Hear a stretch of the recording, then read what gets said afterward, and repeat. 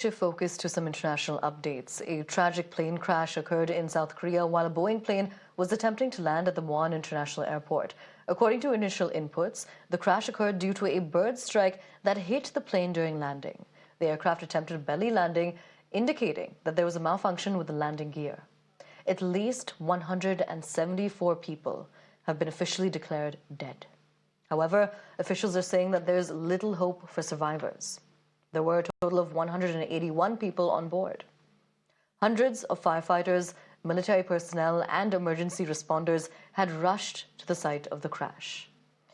And the moment of the crash landing was also caught on camera, with thick black smoke billowing into the sky.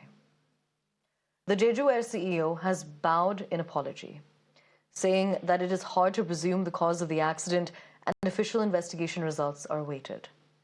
He also said that regardless of the cause, he takes full responsibility as the CEO.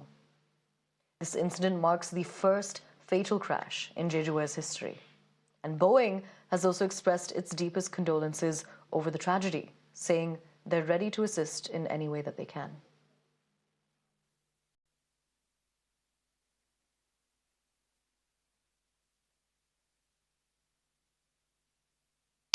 Now, earlier I had spoken with an aviation expert, Captain Sanjay Karve, about the tragedy. Listen to what he had to say.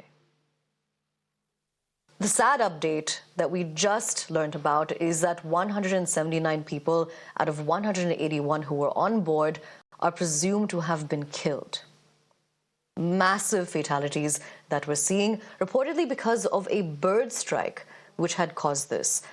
Captain, would you be able to tell us about how fatal bird strikes are? Good morning, everybody. Though I'm sure it's not a really good morning in South Korea after this incident, a bird strike is extremely hazardous to any aircraft at any stage of flight, be it a takeoff, be it landing, or during flight. But if you look at the video graph, which is available in public domain, what we see is that the aircraft has landed without its landing gear down. Even the nosewheel landing gear door is closed, which is really surprising. And you will also notice that there are no emergency services standing by along the runway. Muan is a pretty long runway. It's a 3 kilometers long runway, and it's an international airport. So if the pilots had declared this emergency of the landing gear, the standard emergency services would have been standing by along the runway, which apparently they were not standing by. So I would assume that no call was given to the air traffic control about the emergency on board. The second aspect, what one needs to know, during the entire course of the flight, from the public data available on the ADSB site, the aircraft has flown directly from Bangkok to that airport. That means at no stage that aircraft has done any turns or any maneuvers, which indicates that the crew had a malfunction or any intimation of the landing gear problem. Also, apparently, it is not in the public domain if the crew had transmitted to the ATC about their problems. So this is a very intriguing fact as to why the aircraft has carried out a belly landing with its landing gear up, that to a high-speed belly landing. And even on short finals, there was adequate time for the crew to intimate to the air traffic control that they have a problem and they would like to go around. Though some reports say that the aircraft had already made one prior approach and this was on his second approach. I tend to disagree with this because if this was the second approach on the runway, the entire airport would have been on emergency standby, which apparently doesn't seem so from the available videograph.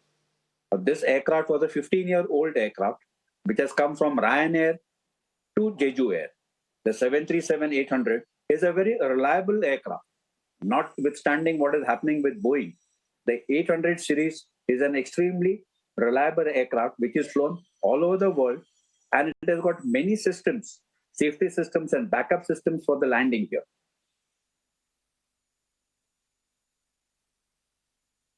Captain, you were saying that right now you're saying that there are many safety systems that the Boeing 737-800 has. It's a pretty stable aircraft, according to what you've had to say about it. But when we talk about bird strikes and this phenomena, which apparently is very common around airports, considering the amount of food and the habitat around airports, What kind of measures are in place in aircraft when we talk about this? What kind of measures can protect against a bird strike? And then beyond this as well, what is the typical protocol if a bird strike has occurred? Are there any emergency evacuations that need to take place? There are a couple of issues. If it's a standard emergency, which is given in the pilot's note or the operator's manual, the emergency is tackled first, even if you are on a landing approach or a takeoff lane. As far as the bird strike is concerned, on a approach or a takeoff, the crew really can't do much. You are at a speed of close to 300 kilometers on landing. And similarly, during takeoff, you are at about 250 to 260 kilometers.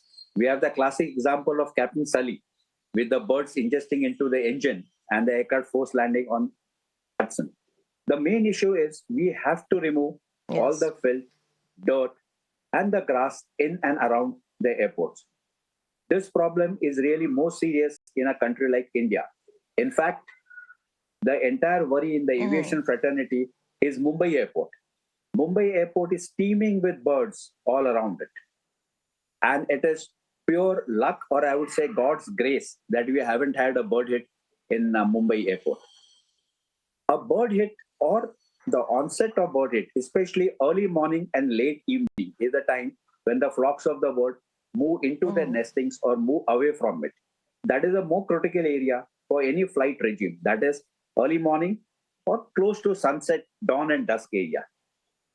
The only solution is to ensure that the airport area around is clear of anything which can attract bird. But I presume this is a very politically sensitive issue to have the area around airports cleared of all such things which can attract birds.